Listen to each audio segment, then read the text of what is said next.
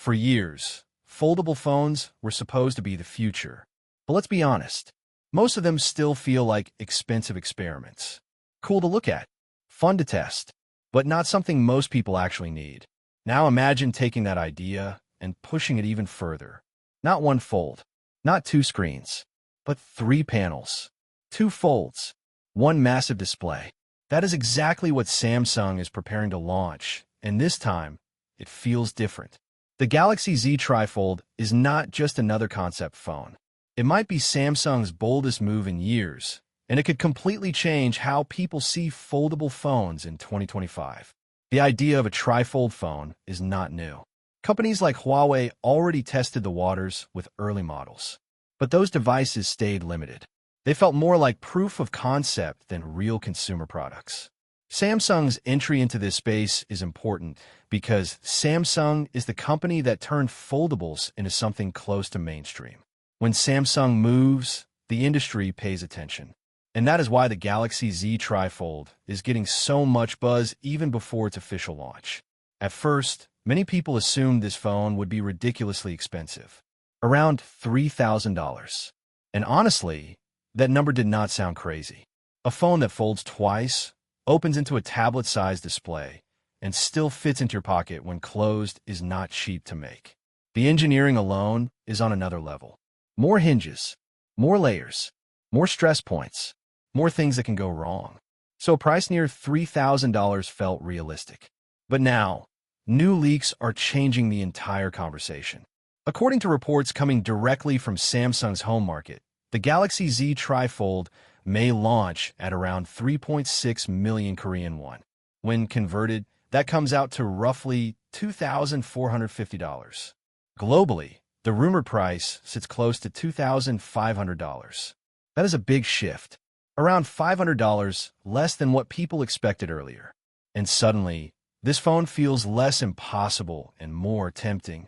To understand why this matters, you need to look at the competition. Huawei's TriFold device launched at around $2,800. Apple's first foldable iPhone, which is still just a rumor at this point, is expected to cost somewhere around $2,400. Samsung pricing the Z TriFold at roughly $2,500 places it right in the middle. And remember, this phone folds twice. That alone makes it more complex than anything Apple has shown so far. Still, there is reason to be cautious. Samsung's Galaxy Z Fold series already starts around $2,000. During sales, it often drops below that. Adding a second fold means extra hinges, extra display layers, and more reinforcement inside the frame. It is fair to question whether Samsung can really add all of that for just a few $100s more. Some people believe Samsung is taking a smaller profit margin just to be first and dominate the trifold category early. Samsung is also being very careful with how this phone is released.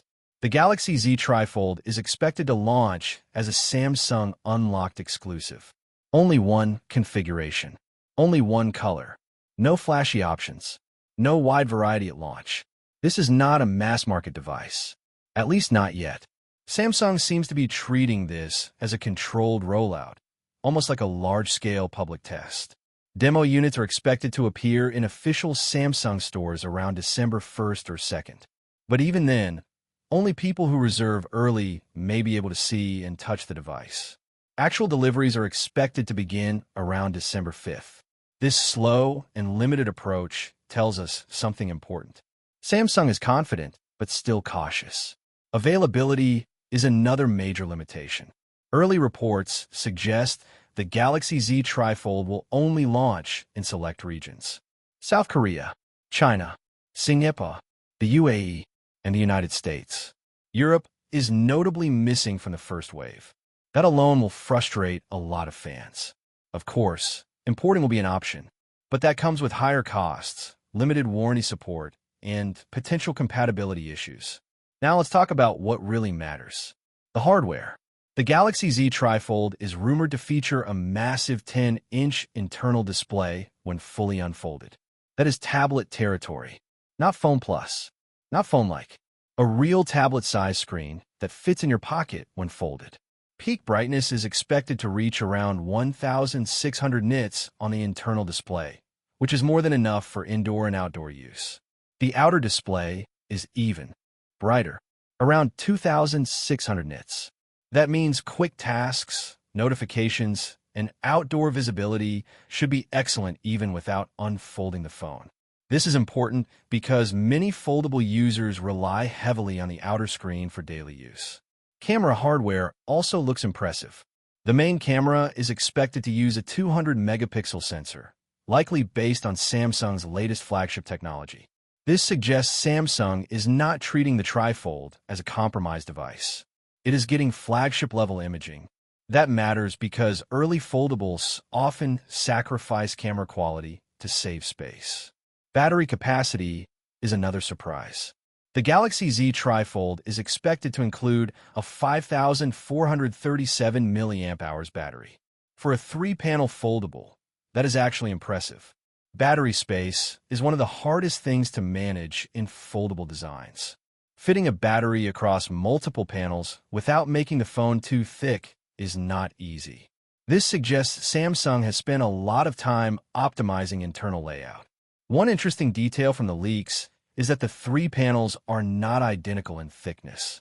One panel measures around 3.9 millimeters, another around 4 millimeters, and a third around 4.2 millimeters. That might sound strange, but it likely helps balance the phone when folded and reduces stress on the hinges. Small details like this show how much engineering goes into a device like this. Of course, durability remains the biggest question mark. Folding phones already face criticism for long-term wear. Adding another hinge increases that risk. Samsung knows this.